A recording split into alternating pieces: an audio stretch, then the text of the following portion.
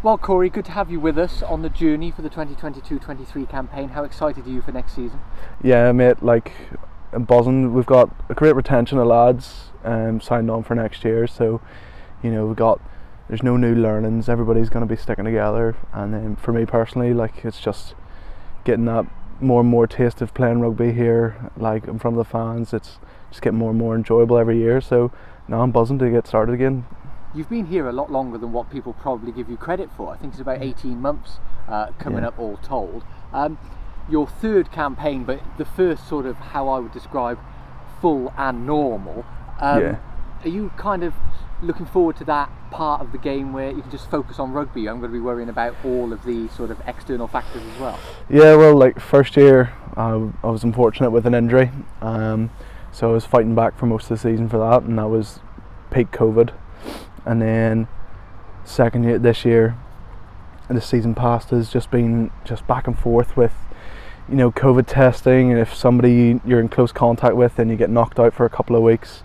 It's just been a bit on and off, but it's been good when we can get a good stretch of games in, and I've really enjoyed it and thrived throughout it. But next season is going to be just much easier, a more flowing season, just more enjoyable, I reckon.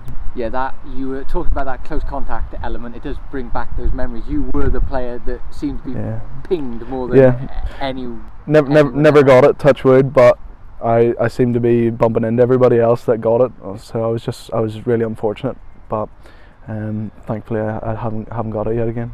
Just talk to us about how difficult that part of the game was, because you were coming up sort of going through the motions, getting a lot of game time, then it hit you, then you were doing the same thing, it hit you again, you do it again.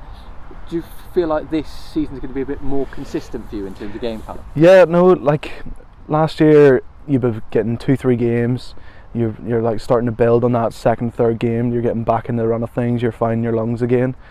But then you get hit with the COVID, and then you're back in your house for a week or two, and you're having to do sessions in the house.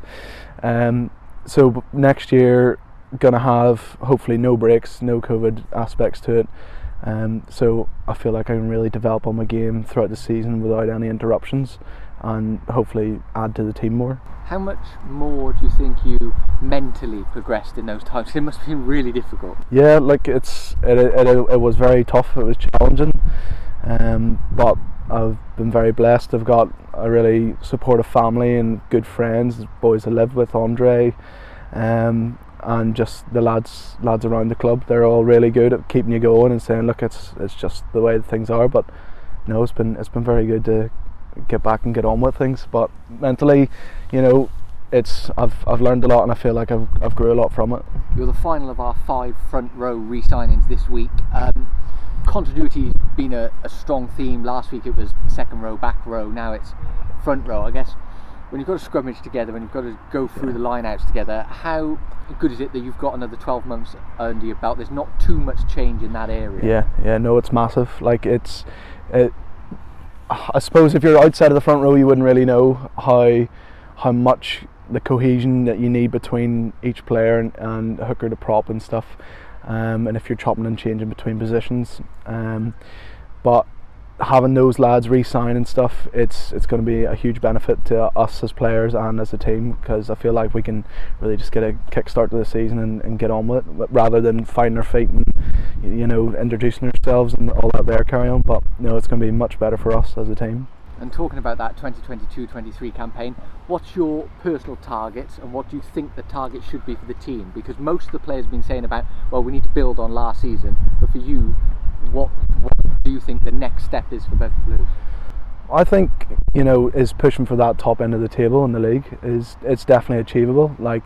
We've got a talented bunch of lads, the coaching structure is there for us, and it's just about putting our best foot forward and really believing in ourselves and going out there and enjoying our rugby, but really putting a goal on it and saying we want to be in a minimum top 4.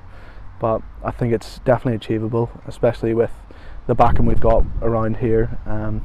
So it's exciting. It's very exciting to think about next year. I'm getting all butterflies in my tummy, but it's going to be a good season next year. I don't know.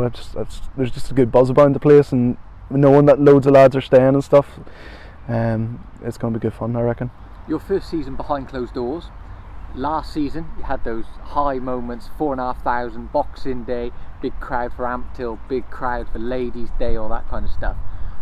What's your message to supporters that are maybe thinking about getting behind the team next season? Just be as loud as possible and be there in numbers as you were. Ladies Day for me was personally the loudest I think I'd felt them. I missed out on Boxing Day because of the COVID thing, but Ladies Day, when Dino broke away and was running down the line, I was just off the 50 metre blowing out my lungs, and I heard you all cheering, and you just get that second lift, and you're able to run that bit more. And so just be loud and be proud to shout and support your team, and it means so much to us, to me, and the whole team. Like, it's a lot. Thank you.